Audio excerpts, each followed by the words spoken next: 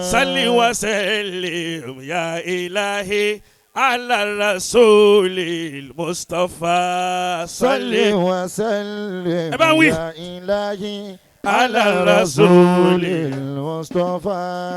شو كجلا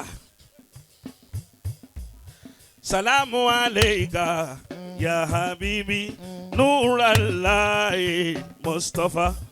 سلام عليك يا ملاذي يا محبوب الأصفياء. صل وسلم يا إلهي على الرسول المصطفى. أفا وانا داني أطول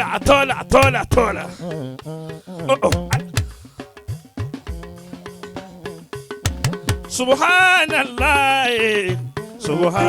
الله العظيم مصطفى علىك قديما أسرى بك ليلا لا برهوديا. صل وسلم على رسول المصطفى. أحبك قلبي دائما أحبك قلبي دائما. مولانا شيخ موسى أحبك قلبي bàbá oníyanjú adakọ anabi lọ́wọ́ àwọn ẹni anabi wọlé òhèbó kakọlìbí dáyìmá àhàwákà habibu mustapha amúkòwò òhèbó kakọlìbí dáyìmá àhàwákà habibu mustapha.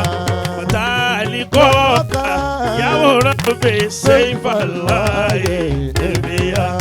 صل وسلم يا إلهي على رسول المصطفى.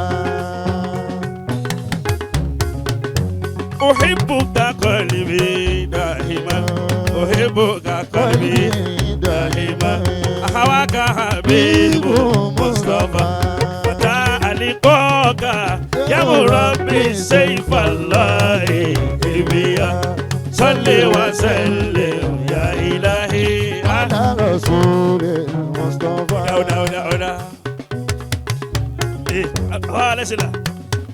صل يا ربنا وسلم على ما الله يبدا وللخالق رحمة وشفاه.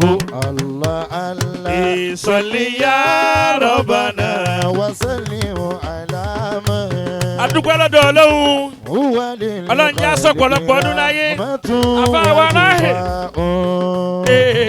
Allahumma salli ala Muhammad. Allahumma salli ala Muhammad. Allahumma salli ala Muhammad. Allahumma Sheikh Musa Ainu Rida ya wasi ali izali. Salli ala Muhammad. Allahumma salli على محمد. عظيم الشان الطاهر المواجه. اللهم صل على واسع كمان يا رسول الله رسول الله رسول الله رسول الله رسول الله النبي محمد يا طه بابا الامريكا رسول الله النبي محمد يا ياسين رسول الله سيد الكونين رسول الله ممدنا مرشدنا لله الشيخ إبراهيم أبدال الله ممدنا مرشدنا inú yín máa dùn sí gbogbo rẹ ni. الشيخ إبراهيم أبدال كالجيد ذكرك يا حبيبي لا يزال يسيك القلوب محبة ومدى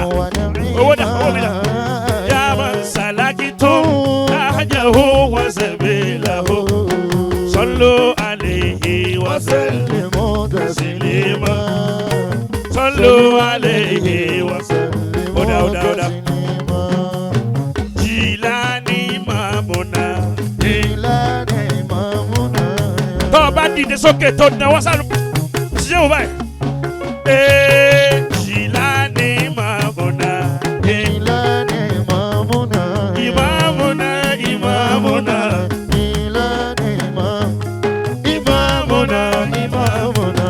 Jìlání Imamuna. Imamuna. Jìlání Mamuna. Ayo bil ayati. Ayo bil mamati. Shaykhuna salati. La ilaha illallah. Hayyo bil hayati. Hayyo bil mamati. Shaykhuna salati. La ilaha. Ainu ni dofela afanda kubo. Assalamu alayka Ya shehu inda salati gauzi. Shehu salati.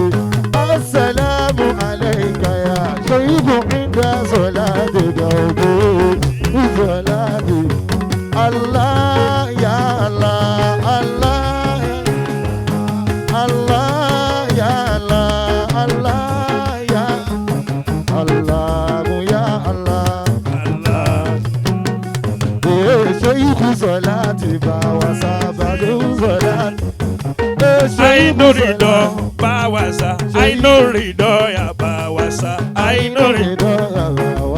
Shehu Kamali bawasaba. Sheikh Kamali bawa sabadu. Shehu Ahmed bawasa. Sheikh Abawa Ainu.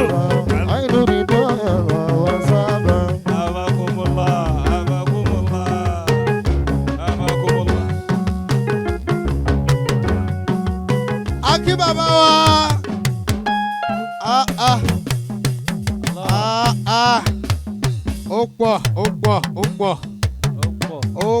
Ó pọ̀ yamayama. Baba wa Sheikh Muhammadu Isa Saiful Qadiriyya Authentic As-Salati. Ẹ dárúkọ Shehu. Èyí tí ẹ ṣe lónìí mọ́ṣáláṣí máa fún yín o. Amina. Ọlá nàbí lọ́dọ̀ Ọlọ́run.